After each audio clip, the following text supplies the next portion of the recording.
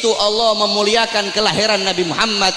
Karena begitu Allah ini memuliakan kelahiran Nabi, sampai-sampai orang yang meninggal dalam keadaan kafir, akan tetapi karena dia gembira dengan kelahiran Nabi, Allah ringankan azabnya dalam neraka. Dalam kitab tafsir Bidayah wan Nihayah, Al-Imam Ibnu Katsir beliau meriwayatkan bahwasanya Sayyidina Abbas bin Abdul Muthalib pernah bermimpi berjumpa dengan Abu Lahab. Dalam mimpinya Sayyidina Abbas bin Abdul Muthalib bermimpi Abu Lahab sedang disiksa dalam neraka. Akan tetapi setiap hari Senin azab dan siksanya Abu Lahab dihentikan dan Allah gantikan dengan rahmat.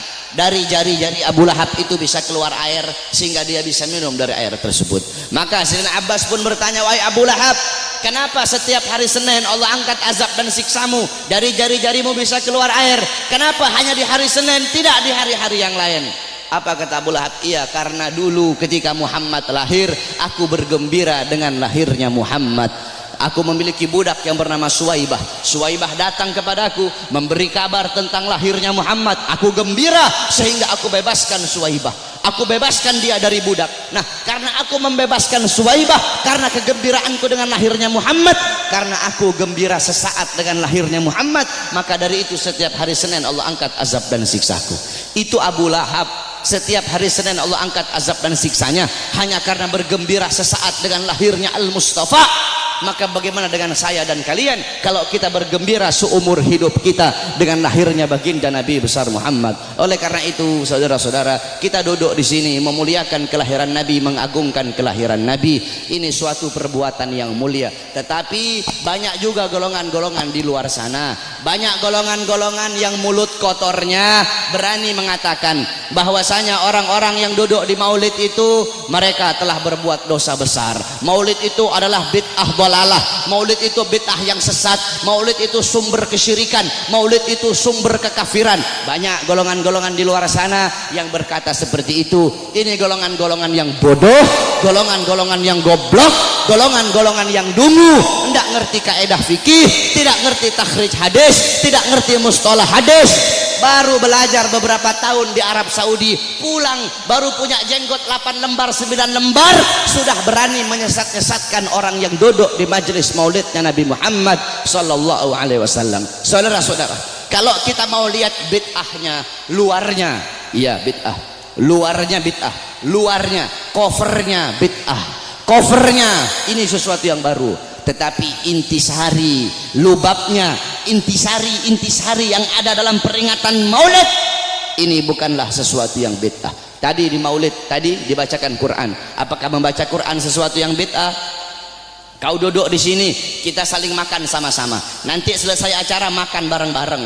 Dalam kitab dijelaskan Nabi Allah Ibrahim menjadi Khalilullah. Nabi Ibrahim itu jadi kekasih Allah karena 3 sebab. Pertama, Nabi Ibrahim lebih memilih perintah Allah daripada perintah selain Allah. Yang kedua, Nabi Ibrahim tidak pernah makan sendiri. Nabi Ibrahim itu kalau makan pasti bareng-bareng, pasti sama-sama. Kalau beliau cuma sendiri, beliau rela jalan kaki berkilo-kilo hanya untuk cari teman untuk makan sama-sama. Kita duduk di sini mengikuti sunnah Nabi Allah Ibrahim. Nabi Muhammad juga makannya selalu bersama-sama. Apakah ini sesuatu yang bid'ah? Tidak. Kita duduk di sini saling menyebarkan salam. Apakah menyebarkan salam sesuatu yang bid'ah? Nabi Muhammad berkata, afsus salam, sebarkan salam. Kita duduk di sini saling memberi makan. Nabi Muhammad bilang, wa'atimut ta'am, berilah makan. Kita duduk di sini menyambung tali silaturahmi. Kata Nabi Muhammad, wasilul arham, sambunglah tali persaudaraan. Kita duduk di sini mengenang Nabi Muhammad, menyebut-nyebut nama Rasulullah sallallahu alaihi wasallam.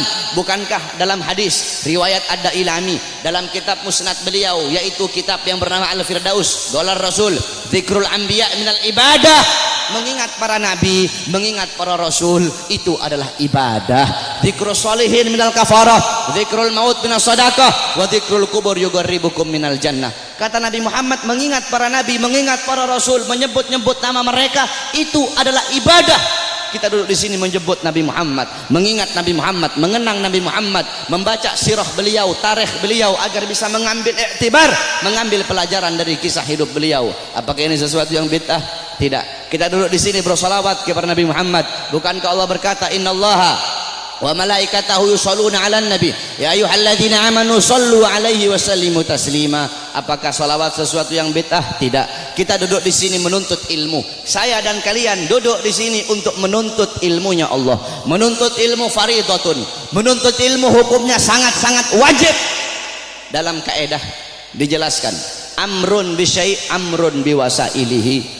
Perintah terhadap sesuatu, maka perintah juga terhadap sarana atau prasyarat bagi orang-orang untuk melakukan sesuatu yang diperintahkan tersebut. Kalau seumpama naik ke atas ini wajib, maka yang mendorong kita untuk naik ke atas itu pun hukumnya wajib. Naik ke atas hukumnya wajib. Yang dorong itu naik ke atas apa? Tangga, maka tangga juga hukumnya wajib. Kalau ente naik ke atas hukumnya sunnah, maka tangga juga hukumnya jadi sunnah. Saudara-saudara, beli baju, membeli baju hukumnya apa? Mubah. Beli baju hukumnya mubah. Menutup aurat hukumnya wajib. Menutup aurat hukumnya wajib. Kamu sedang keluar dari rumah, tiba-tiba bajumu lepas, bajumu sobek atau bajumu lepas, kelihatan kamu punya aurat. Kelihatan kamu punya aurat. Membeli baju hukumnya mubah, tapi ketika itu berubah menjadi wajib. Kenapa? Karena baju salah satunya yang menjadi syarat bagimu untuk bisa tutup kau punya aurat, sedangkan nutup aurat hukumnya wajib. Bersiwak hukumnya apa? Sunnah. Bikin kantong baju hukumnya apa? Bikin kantong baju hukumnya mubah. Bersiwak hukumnya sunnah. Bikin kantong baju hukumnya mubah. Kamu mau keluar rumah, kantong apa? Bajumu tidak punya kantong. Bajumu tidak punya kantong. Kalau tidak ada kantong tidak bisa kamu bawa. Kamu punya siwak, sedangkan bersiwak hukumnya sunnah. Bikin kantong baju hukumnya mubah. Ketika itu berubah, bikin kantong baju hukumnya jadi sunnah. Kenapa? Karena kantong baju yang jadi syarat bagimu untuk bisa bawa kau punya siwak. Nah, menuntut ilmu hukumnya wajib, saudara-saudara. Maka ketika maulid menjadikan dirimu, mendorong dirimu untuk menuntut ilmu, maka ketika itu maulid pun hukumnya berubah menjadi wajib. Kalau maulid mendorong engkau untuk sedekah, sedekah hukumnya sunnah, maka maulid juga hukumnya menjadi sunnah. Bersolawat hukumnya sunnah, maka ketika itu maulid mendorong kau untuk bersolawat, maka maulid juga hukumnya menjadi sunnah. Oleh karena itu nanti wasiat saya, kalau nanti ada yang nanya kepada kalian semua, kenapa kamu merayakan maulid Nabi Muhammad? Jawab, saya merayakan maulid Nabi untuk memuliakan dan mengagungkan kelahiran Nabi. Siapa yang suruh memuliakan kelahiran Nabi? Siapa yang suruh mengagungkan kelahiran Nabi? Yang suruh adalah Allah. Ayat tadi itu, qul bi fadlillah wa bi rahmati fabidzalika falyafrahu. Katakanlah dengan anugerah dan rahmat Allah, dengan rahmat itu fayafrahu, gembira kalian, senanglah kalian dengan adanya karunia dan rahmat Allah Subhanahu wa taala. Saudara-saudara, ada beberapa ibadah yang sengaja dikaitkan dengan sejarah. Contohnya haji. Haji itu ibadah wajib, sengaja dikaitkan dengan sejarah Nabi Allah Ibrahim, mulai dari wukuf, tawaf, sa'i, melempar jumrah, sehingga ibadah haji menjadi ibadah wajib. Berpuasa pada tanggal 10 Muharram.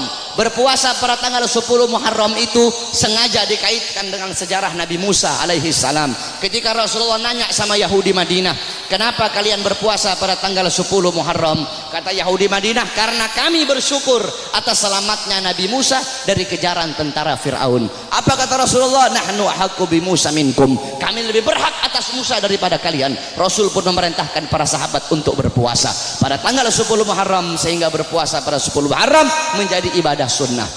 Saudara-saudara, para ulama mengatakan, jikalau perhatikan kata-kata ini, jikalau berpuasa pada tanggal 10 Muharram menjadi ibadah sunnah karena bersyukur atas selamatnya Nabi Musa, maka bagaimana dengan terselamatkan seluruh alam semesta ini berkat adanya Nabi Muhammad? Selamat Nabi Musa, kalian bersyukur dengan berpuasa di tanggal 10 Muharram. Maka bagaimana dengan terselamatkan seluruh alam semesta berkat Nabi Muhammad sallallahu alaihi wasallam. Saudara-saudara, kita ini udah telat. Saya dan kalian udah telat, saudara-saudara. Yang pertama kali memuliakan kelahiran Nabi, yang pertama kali mengagungkan kelahiran Nabi adalah Allah Subhanahu wa taala.